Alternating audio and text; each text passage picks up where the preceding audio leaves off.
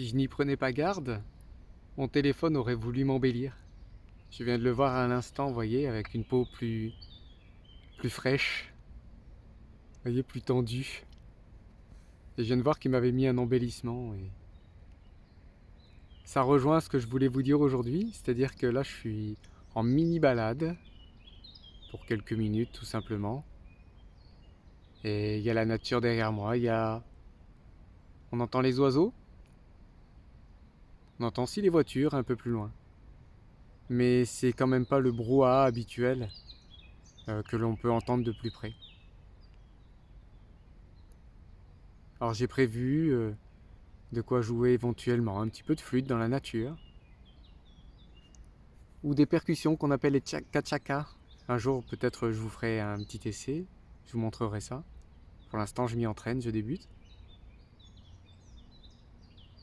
Et je me suis dit que à quoi bon tout ça? C'est-à-dire c'est bien de vouloir embellir éventuellement l'espace, la nature, et d'apporter ça au monde.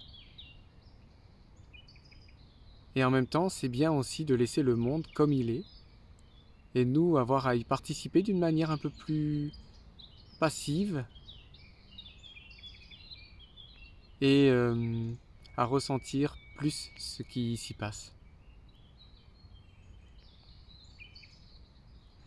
Il y a une phrase qui dit, une injonction même, qui dit si ce que tu dis n'est pas plus beau que le silence, alors tais-toi. Si ce que tu dis n'est pas plus beau que le silence, alors tais-toi. J'aime pas les grandes phrases comme ça, je sais que on a tendance à vouloir y adhérer parce que ça fait toujours bien et parce que ça cadre une situation. En gros, ça voudrait dire que, bah, évidemment, si ta participation au monde n'est pas plus belle que le monde lui-même, alors tais-toi, ne fais rien, quoi. Et j'aime pas ça, tout simplement déjà parce que c'est une injonction à se taire. Et que cette injonction à se taire vient de l'extérieur de nous-mêmes, vient pas de l'intérieur de nous-mêmes. Je veux dire, quand on comprend que le silence a son importance, et qu'il vient de quelque part, notamment d'un état d'être euh, qui recherche ce silence, qui sait l'apprécier, et cet état d'être vient d'un état d'être apaisé aussi, eh bien oui, on n'a pas envie d'en ajouter. Ce qui est se suffit à lui-même, et on n'a pas particulièrement envie d'avoir à percer le silence avec même un joli morceau de musique qui peut-être à ce moment-là n'aurait pas sa place.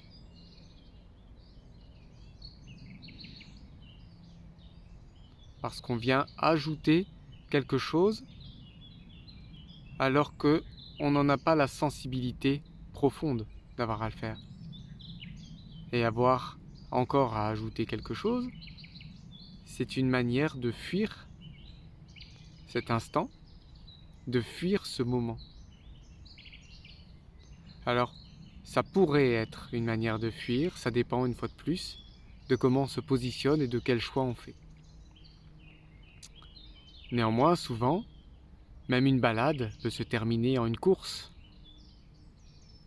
Je marche, mais qu'est-ce que je vis dans cette marche? J'allais même dire, pour vous questionner un peu, mais est-ce que je vis dans cette marche? Pas qu'est-ce que je vis, mais est-ce que je vis dans cette marche? Dans le sens où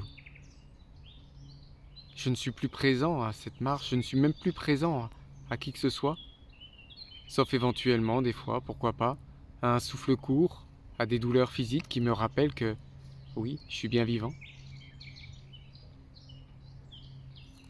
Donc l'injonction d'avoir à se taire devant un silence éventuel, c'est juste une manière, une fois de plus, de vouloir rétablir l'équilibre en disant